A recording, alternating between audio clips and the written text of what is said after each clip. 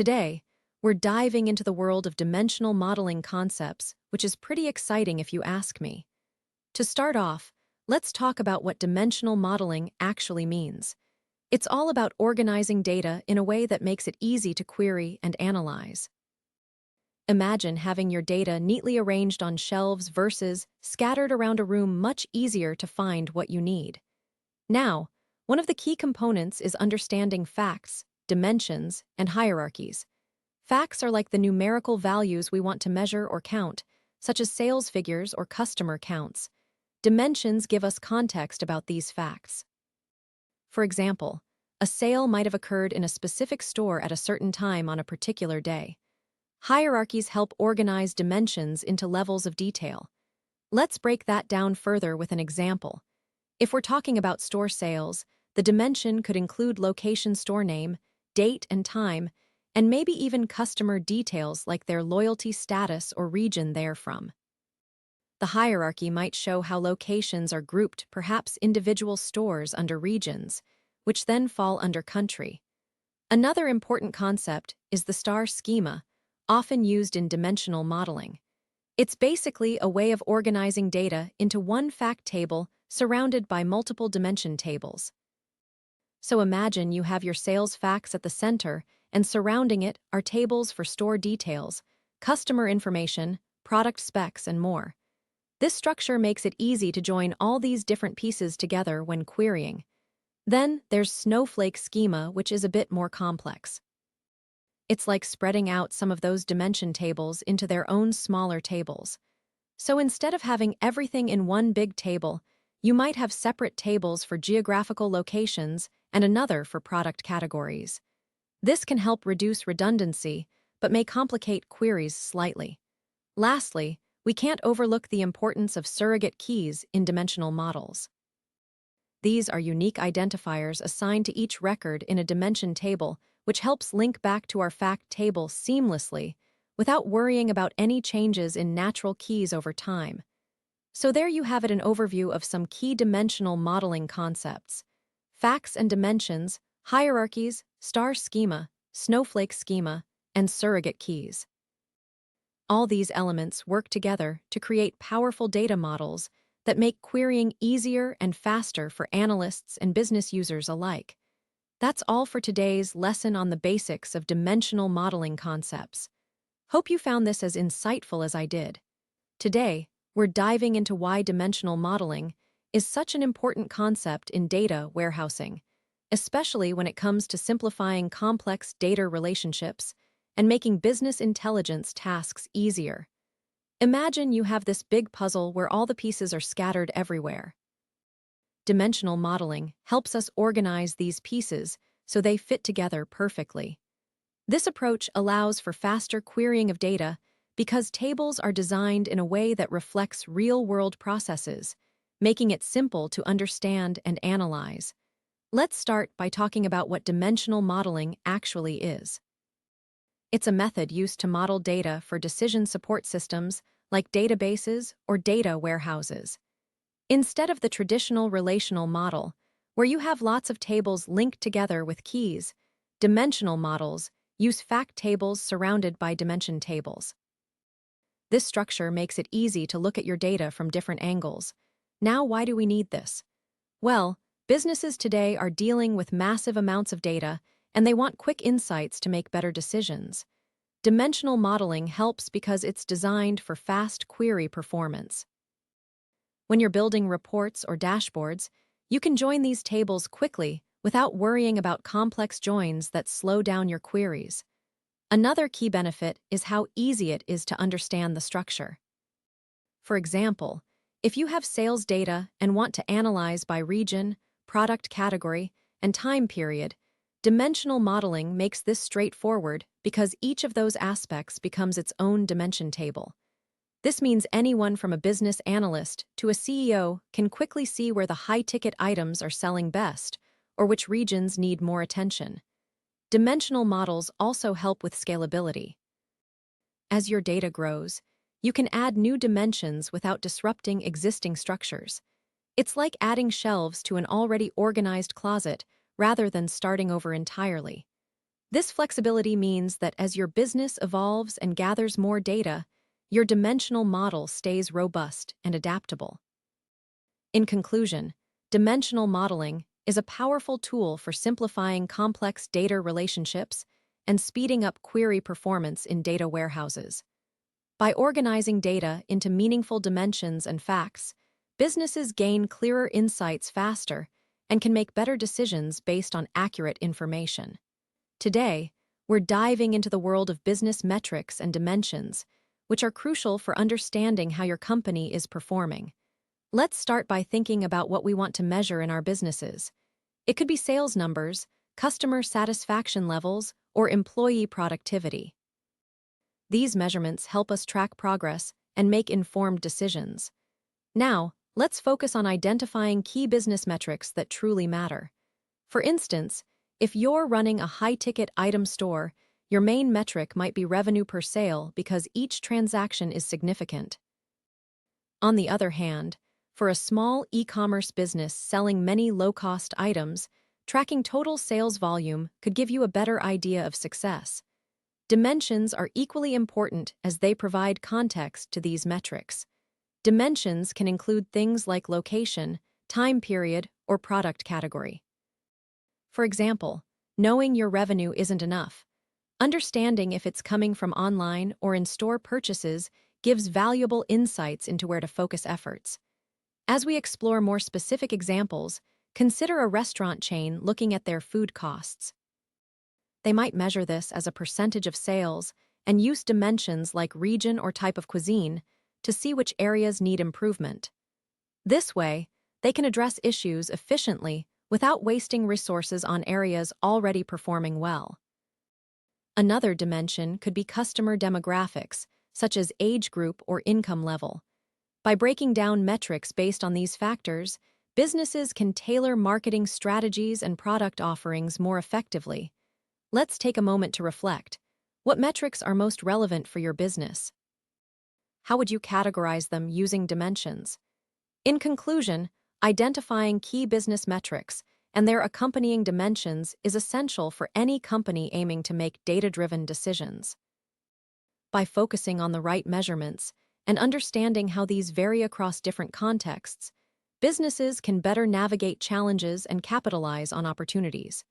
Remember, whether it's a startup or an established enterprise, paying attention to these details can mean the difference between success and failure in today's competitive market environment. Today, we're diving deep into defining data warehouse design objectives, an essential step in building a robust data infrastructure that serves your business needs effectively. Let's start by understanding what exactly a data warehouse is and why it's so crucial for businesses of all sizes. A data warehouse is essentially a central repository where large volumes of data are collected from various sources, cleaned, transformed, and stored to provide accurate and consistent information for analysis. Now, when we talk about defining objectives for our data warehouse design, we're looking at several key areas that will guide the overall structure and functionality. First up is understanding your business needs. What specific questions does your organization want answers to? Are you tracking sales trends, customer behaviors, or perhaps managing inventory? Knowing these goals helps shape what kind of data should be collected and how it should be organized. Next on our list is performance optimization. We need a warehouse that can handle vast amounts of data swiftly so analysts can run queries without delays. This involves choosing the right hardware and software configurations to ensure speed and efficiency. Another critical aspect is scalability. Your warehouse needs to grow as your business grows, handling increasing volumes of data seamlessly. So consider what kind of growth you anticipate and design accordingly for future-proofing. Data quality is another important objective. Ensuring that the information stored in your warehouse is accurate and consistent prevents misleading insights or decisions based on flawed data. Implementing robust validation rules and regular audits helps maintain this integrity. Security also plays a pivotal role. With sensitive business information at stake, safeguarding access to ensure only authorized personnel can view specific datasets is crucial. This includes implementing strong authentication methods and encryption protocols. Lastly, consider usability and accessibility. Design your warehouse in such a way that it's easy for users to query data without extensive technical knowledge. Providing intuitive interfaces or self-service tools can make this process smoother and more efficient for everyone involved. In summary, defining clear objectives for your data warehouse design sets the foundation for an effective solution tailored to meet your business needs. By focusing on understanding your goals, optimizing performance, ensuring scalability, maintaining high-quality data, securing sensitive information, and enhancing usability, you create a robust framework that supports better decision-making and drives growth. Now that we've covered these key points, take some time to reflect on how each of these objectives applies to your specific situation. Let's dive into today's topic, understanding the star schema structure. Imagine you're building a house of cards. Each card represents data in your database. The star schema is like laying out those cards in a specific way that makes it easier to see connections and relationships between them. At its core, a star schema consists of one or more fact tables surrounded by dimension tables. Picture the centerpiece as being the hub, which connects all the spokes. These spokes are your dimensions. The central table is typically your high-ticket item where all key information is stored, while the surrounding tables provide additional context and details. Let's break it down further. A fact table contains measurements or facts about business events. For example, sales figures or customer transactions. Around this core are dimension tables that describe attributes of those facts, things like date, location, product type, or customer demographics. Now, why is the star schema so popular? Well, it simplifies complex data relationships and makes querying faster and more efficient. It's also easier to understand because each piece serves a clear purpose. When you need to analyze specific information, you can quickly pull from these tables without having to join multiple unrelated pieces of data. To illustrate this better, think about analyzing sales performance in Q4 last year for specific product lines. With the star schema structure, your query would only involve joining the sales fact table with the relevant dimension tables like location and date dimensions. No need to dig through heaps of other unnecessary information. In summary, the star schema is a powerful tool for organizing data that makes analysis quicker and more efficient. By centralizing facts and surrounding them with detailed dimensions, you create an intuitive structure that simplifies querying and improves performance when dealing with large volumes of data. So next time you're working on a database project or analyzing business intelligence, remember the star schema. It might just be your key to unlocking those insights quicker than ever before. Today, we're diving into the nitty-gritty of designing fact tables in a star schema. Imagine you're building a house for your data where every piece fits perfectly together. Fact tables are like the foundation of that house. They hold all the key measurements and metrics. To start off, let's talk about what makes up a good fact table. First, it needs to contain detailed information about business events or transactions. For example, if you're running an e-commerce store, your fact table might include details like order ID, product ID, sales amount, and date of sale. Each row in the fact table represents one instance of a transaction. Now, let's break down some key components every good fact table should have. There are two main types we need to focus on: additive and semi-additive measures. Additive measures are things you can sum up across all dimensions, like total sales or number of units sold. Semi-additive measures might include average values over time, such as the average order value for a month. Next, think about granularity, how detailed your fact table needs to be. For instance, you want daily data, weekly, monthly. Granularity is crucial because it impacts how you can slice and dice your data later on for analysis. Let's talk about keys too. Every record in the fact table should have a unique identifier that links back to its corresponding dimension tables. This ensures seamless integration between your dimensions and facts. It's like having a map where every location points to the right place. Also, don't forget about surrogate keys. These are artificial keys created just for the fact table to ensure uniqueness and improve performance. They're especially handy when integrating data from multiple sources with varying key formats. Now, let's touch on denormalization briefly. Sometimes, you might want to include additional columns in your fact table that aren't directly part of a business transaction, but are useful for quick reporting. For example, including the store location or customer type directly in the fact table can speed up queries by reducing joins. Lastly, consider pre-calculated aggregates. Adding these can significantly improve query performance when users run frequent reports on large datasets. It's like having your favorite meals already cooked and ready to go whenever you're hungry. In conclusion, designing effective fact tables is all about understanding what measures are important for your business, ensuring proper granularity, linking everything correctly with keys, possibly denormalizing for speed, and pre-calculating aggregates when necessary. With these elements in place, your star schema will shine brightly, providing valuable insights that help drive your business forward. That's it for today's lesson on designing fact tables in a star schema. I hope you feel more confident about setting up the backbone of your data warehouse now. Today, we're diving into the fascinating world of degenerate dimensions in data analytics. Let's imagine you have a dataset where one of your columns is always the same value for every row. That's what we call a degenerate dimension. Now, why would that be important? Well, these types of columns can sometimes clutter up your model and slow down processing times. Let me give you an example to make this clearer. Suppose you have a customer table with a column that always says customer. It's redundant because every row is about a customer. We wouldn't want our database wasting space on something like that. So, how do we handle it? By creating degenerate dimensions. Degenerate dimensions are essentially columns in your dataset that don't change from row to row.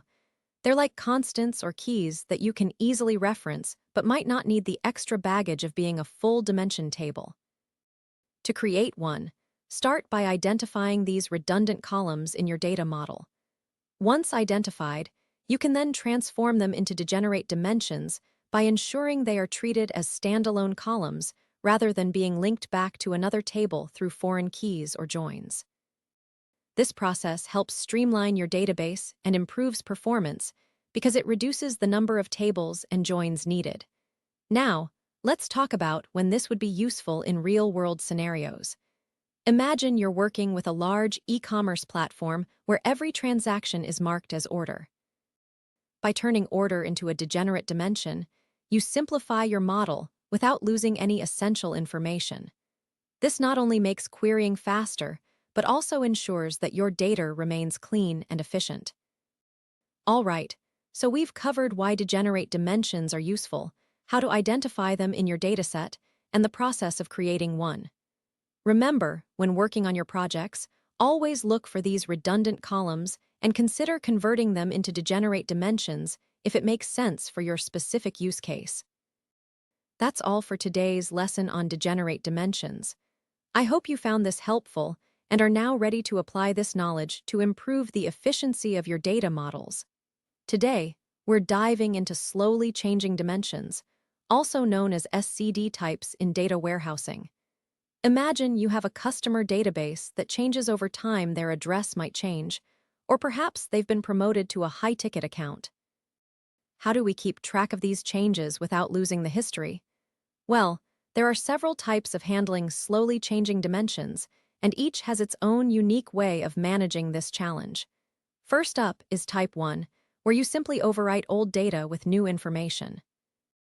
It's like erasing an old note and writing a new one on top, no history preserved. This works great for dimensions that don't need historical tracking, but can be risky if you lose important details. Then we have Type 2, which involves creating a new record each time there's a change while keeping the previous versions around. It's like having multiple copies of a document to track how it evolved over time. Great for preserving history, but could lead to bloating your database. Type 3 is another approach where you keep both the current and historical values in one column, separated by some kind of delimiter or timestamp. This way, you're not adding extra rows but still have access to previous states. It's a compromise between types 1 and 2. Lastly, Type 4 involves creating an additional table that stores all historical versions separately from your main dimension table. Think of it as having two notebooks, one for current data and another for tracking changes over time. This method ensures you never lose any history, but can complicate queries a bit more. So which type should you use? It depends on the specific needs of your project, like how important historical context is or if you're okay with overwriting old information. Each type has its pros and cons, so weigh them carefully based on your nitty-gritty requirements. That's all for slowly changing dimensions today. By understanding these types, you'll be better equipped to manage evolving data effectively in your databases. Today, we're diving into the world of Snowflake schemas, which are used in data warehousing to organize and structure large amounts of information. The Snowflake schema is a variation on the star schema design, where you have one fact table surrounded by many dimension tables. It's called a snowflake because if you look at the schema diagram, it looks like a snowflake with its branches spreading out. Now, let's talk about some advantages of using this type of schema. First off, it offers excellent scalability. Since each dimension is broken down into separate tables, adding more dimensions or expanding existing ones becomes easier and doesn't impact performance as much compared to a flat structure. Another big plus is data normalization. By splitting out the common attributes from each dimension table, you reduce redundancy and improve storage efficiency. Another key benefit is query optimization. With Snowflake schema, queries tend to run faster because they involve fewer joins since many dimensions have already been pre-joined at design time. This can lead to improved performance for end users who are running reports or analytics on the data warehouse. However, as with any schema structure, there are also some drawbacks to consider. One major disadvantage is that it requires more complex queries when joining tables together during analysis. For instance, if you want to look at sales by region and product category, your SQL query might become longer and more complicated compared to a simpler star schema. Another challenge is maintenance complexity. Because the schema spreads out dimensions into multiple tables, managing relationships between them can be tricky. You'll need to ensure referential integrity across these tables properly, which requires additional management effort. Lastly, there's an increased overhead for insert operations due to the normalization process.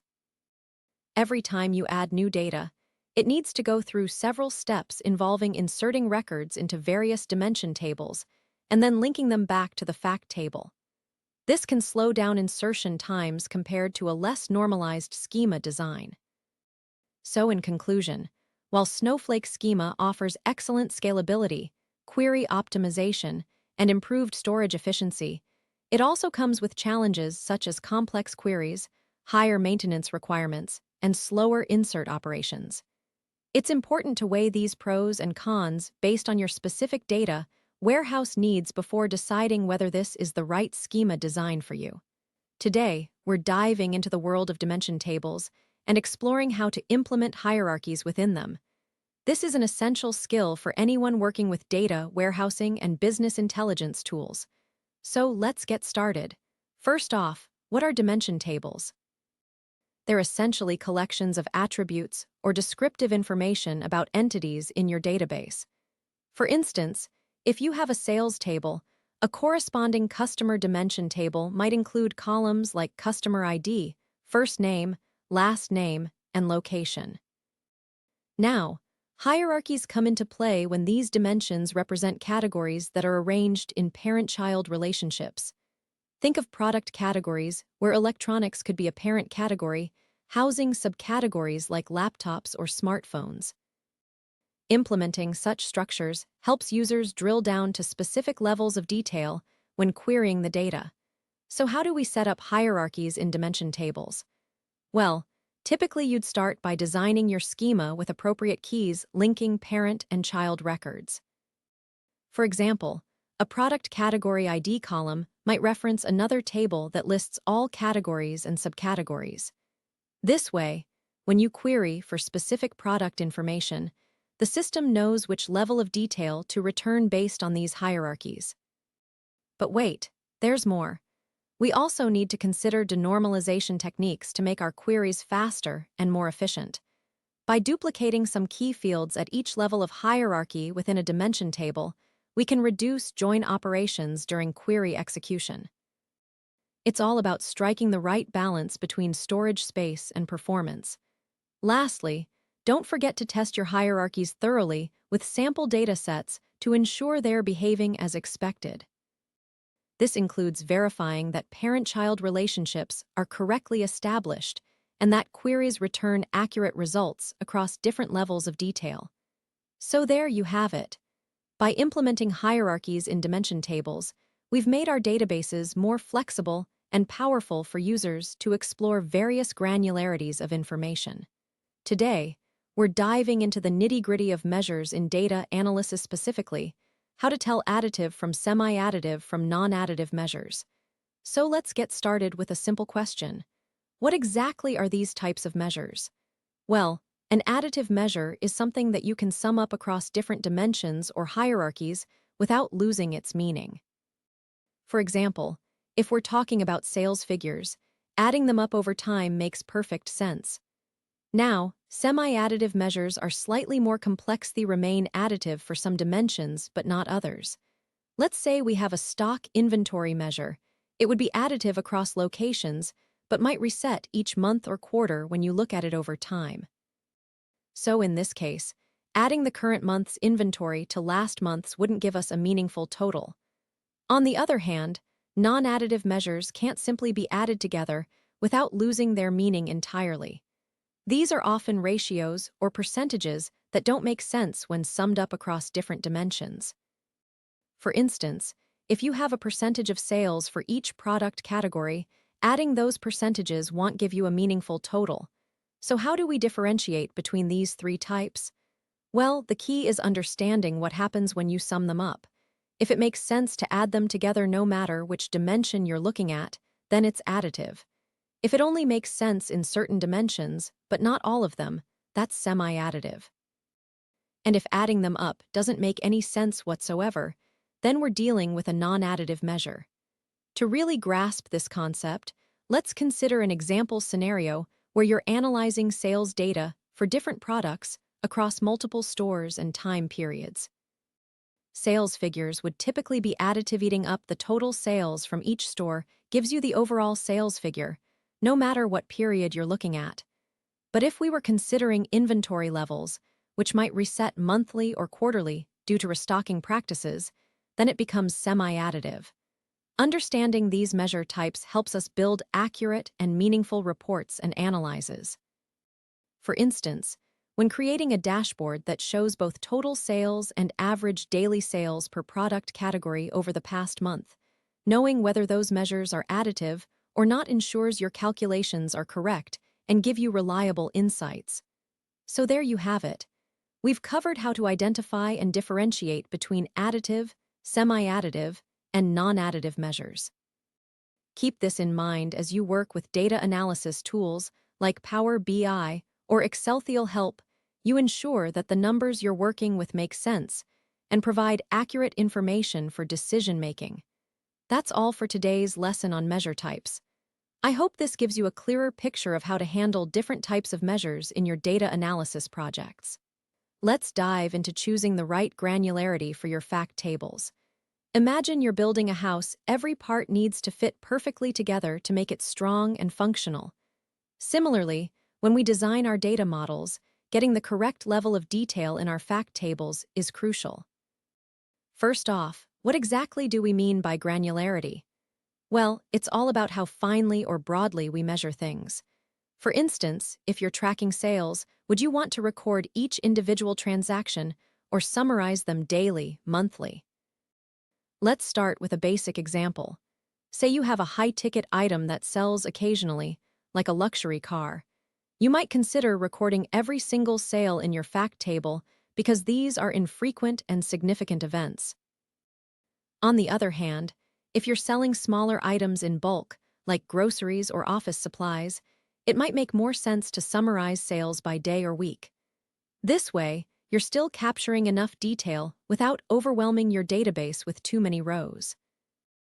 Now, when deciding on this granularity, think about how detailed you need your analysis to be. If you want to spot trends over time, daily or weekly totals could suffice. But if you're looking at individual customer behavior or specific product performance, then finer granularity might be necessary. Also, consider storage and performance. Finer granularities mean more rows in your tables, which can impact query speeds and database size. So there's a trade-off here: detail versus efficiency. Additionally, think about how the data will be used downstream. If other systems or reports need specific levels of detail, make sure you capture that appropriately in your fact table design. To sum it up, choosing the right granularity for your fact tables is all about balancing detail with practicality. It depends on what questions you're trying to answer and how you'll use this data moving forward. So take a step back, look at your business needs, and decide what level of detail makes sense for your specific situation. That's it for now. Today, we're diving into the world of dimensional modeling and how it helps ensure data accuracy in our databases. Imagine you have a big puzzle where every piece needs to fit perfectly. Dimensional modeling is like laying out those pieces so they align seamlessly. Let's break this down step by step. First, we start with understanding what makes up a good dimensional model. We talk about facts and dimensions. Facts are the numerical values that we measure or count something by, while dimensions give us context for interpreting these facts.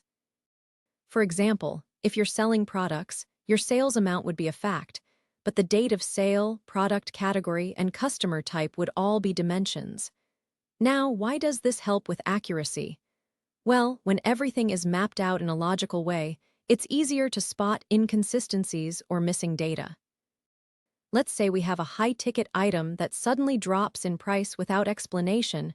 Our dimensional model makes it clear where to look for the anomaly. Another key aspect of ensuring accuracy is through the use of star schemas and Snowflake schemas. Star schema organizes tables with one fact table surrounded by dimension tables, while Snowflake schema normalizes those dimensions further. This structure not only helps in maintaining data integrity, but also enhances query performance. Also important is the concept of granularity. This refers to the level of detail represented by each measure or fact within your dimensional model. Ensuring that you have the correct level of granularity avoids redundancy and keeps your database efficient. Lastly, let's talk about surrogate keys. These are unique identifiers assigned automatically to each record in a dimension table. Using these helps prevent issues caused by natural keys changing over time, ensuring consistency throughout the database. So there you have it. Through understanding your facts and dimensions, using appropriate schemas like star or Snowflake, maintaining correct granularity levels, and implementing surrogate keys, we can create robust dimensional models that enhance data accuracy in our databases. Today, we're going to dive into strategies for maintaining data integrity in a warehouse. Let's talk about why this is important first. When it comes to warehouses, accuracy is key. You don't want your inventory counts off or product details incorrect, because that can lead to all sorts of problems down the line, like overstocking items that aren't selling well or running out of high-ticket items unexpectedly.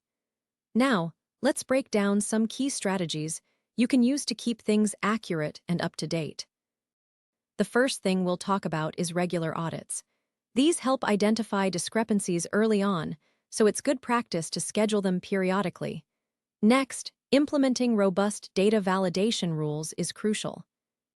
This means setting criteria for what constitutes valid data, like ensuring product codes are always formatted correctly or that stock levels never go below zero.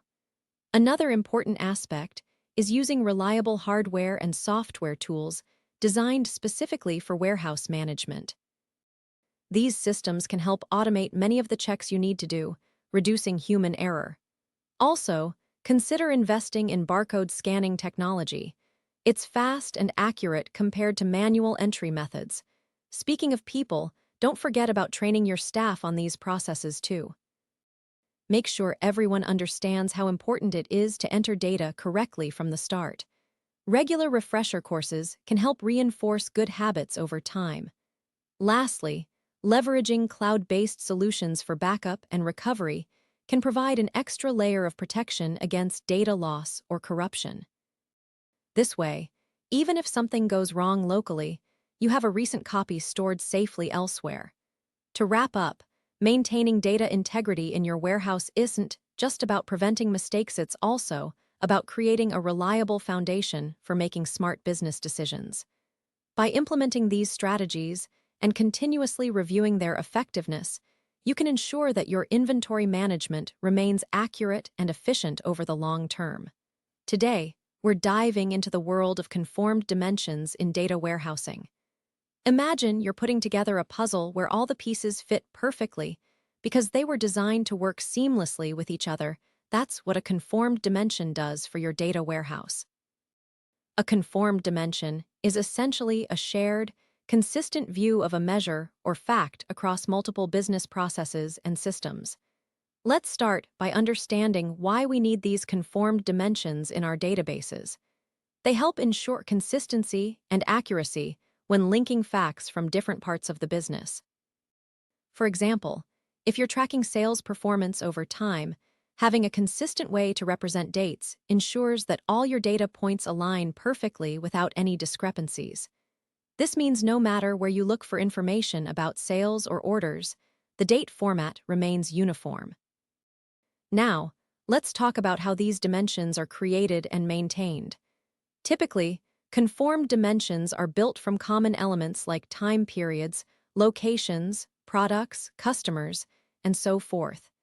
Each of these elements is treated as a standalone entity that can be referenced across various parts of your data model. For instance, if you have a customer dimension, every sales transaction involving that customer will reference the same record in this conformed dimension table. Creating conformed dimensions requires careful planning because it involves standardizing how these common entities are defined and represented throughout your organization's databases. It's about ensuring everyone is speaking the same language when they refer to things like dates or customers. This consistency helps improve query performance, simplifies data integration, and enhances analysis capabilities by providing a single source of truth for key business elements. So why bother with all this? Well, think about it this way. If you're trying to analyze trends over time or compare sales figures across different regions, having conformed dimensions makes the process much smoother. You don't have to worry about reconciling differences in how dates are formatted or locations are named, which can be a real headache otherwise. In conclusion, conformed dimensions play an essential role in maintaining consistency and accuracy within data warehousing environments. By creating shared definitions for commonly referenced entities, like time periods and customers, these dimensions enable more reliable and efficient data analysis across various business functions. Today, we're diving into how to effectively use role-playing dimensions in our teaching. Role-playing is such an engaging way to get your learners involved and thinking critically about different scenarios. So let's break it down step by step. First up, choose the right setting for your role-play. Think about whether you need a real-life environment or if a classroom will do just fine. The key here is authenticity, making sure that the space feels like where the action would naturally take place. For instance, if we're doing a high-ticket sales pitch role-play, having a mock office space can really help set the tone. Next, decide on the characters involved and their roles in the scenario. This might include the learner taking on one specific character or multiple roles, depending on how complex you want to make it. Make sure that each character has distinct personalities and backgrounds so learners can fully immerse themselves into the role-play experience. Now, let's talk about developing the storyline for your role-play activity. It should have a clear beginning, middle, and end, but also room for improvisation. The narrative should challenge learners in ways that are relevant to the topic at hand. For example, if you're teaching conflict resolution skills, create a scenario where characters have disagreements that need resolving. When it comes to the actual role-play session, be ready to facilitate rather than control. Encourage learners to think on their feet and make decisions based on character traits they've developed during preparation time. It's important not to dictate every action, but instead guide them through natural transitions between scenes or interactions. Lastly, after the role-play wraps up, spend some time debriefing with your group. This is where you can really drive home key learning points and assess how well learners understood the material by seeing it applied in a realistic setting. Ask questions like what strategies worked best, how did characters react to unexpected challenges, and was there anything that surprised you about this experience?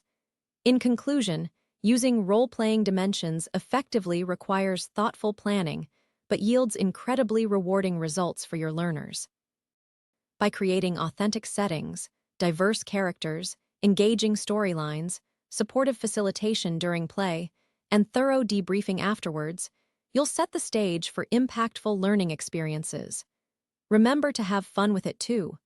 Role-playing can be a lighthearted way to explore serious topics, which makes it all the more memorable for your learners. Congratulations on completing our easy guide to dimensional modeling for data analysis course. Throughout this journey, we explored various techniques used in building efficient data warehouse schemas. We started by understanding the basics of dimensional modeling concepts and their importance in data analysis. Then, we dove into identifying key business metrics and defining design objectives based on these requirements. Moving forward, we focused on star schema designs, learning how to structure fact tables within this framework. Additionally, we covered dimension table creation techniques, including degenerate dimensions and handling slowly changing dimensions. We also looked at Snowflake schemas, discussing their advantages and disadvantages and how to implement hierarchies effectively in dimension tables.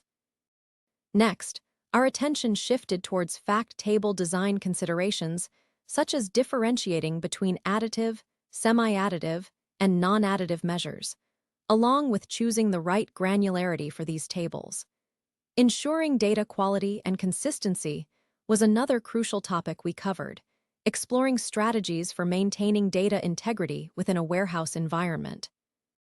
Finally, we delved into advanced techniques like conformed dimensions and role-playing dimensions to enhance our dimensional modeling skills further. The most important takeaways from this course are understanding the structure of star and snowflake schemas, mastering dimension table creation methods, and learning how to maintain data quality in your data warehouse. Remember to apply what you've learned in real-world scenarios to gain practical experience.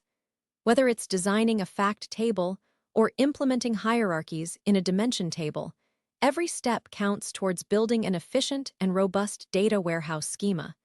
We wish you all the best as you continue on this exciting journey of data analysis and dimensional modeling. Lastly, please don't forget to connect with us and leave your review if you found our course helpful. Your feedback is valuable for improving future iterations of this course and helping others embark on their learning journeys too.